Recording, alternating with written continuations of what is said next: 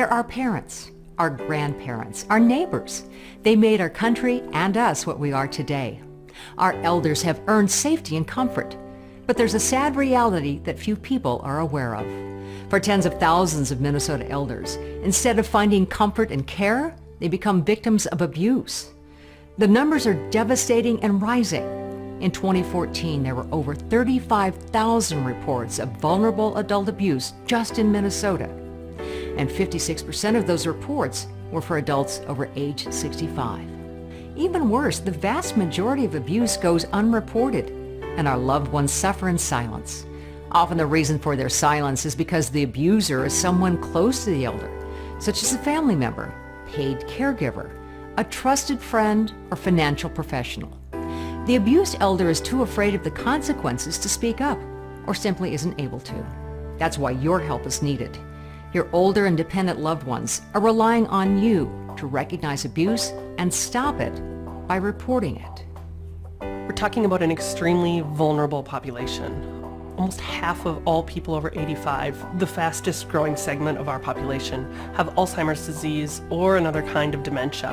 And these are people who often do not have the ability to care for themselves or defend themselves. And studies show that up to 50% of people with dementia experience some kind of abuse, usually at the hands of their family member or a trusted loved one or a caregiver. When people think of the word abuse, they usually think of physical violence, and that's absolutely a part of the problem, but it's much broader than that. When an older adult experiences abuse, it's usually multiple forms of abuse. We also see many cases of sexual abuse or emotional abuse, such as belittling and controlling the elder. Another huge problem is neglect by caregivers to meet the elder's basic needs, and so these elders suffer malnutrition, they're left in their own filth, or develop pressure sores and all sorts of medical complications. Financial exploitation is oftentimes combined with other forms of abuse that an older adult is experiencing. In fact, in the U.S., older adults over the age of 65 lose $3 billion each year from financial exploitation.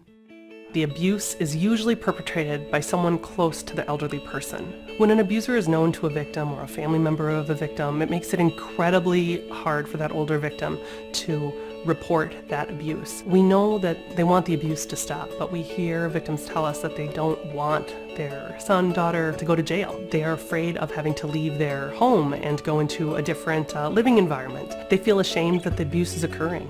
And for all of these reasons, reporting for older victims is very difficult. And we know that only 1 in 14 cases of elder abuse is ever reported. By 2030, 1 in 4 Minnesotans will be over the age of 65, so it is a growing crisis. Older adults deserve safety. They deserve for us to keep an eye out for them and to step in when help is needed. There are often signs that could alert you that a loved one is suffering abuse.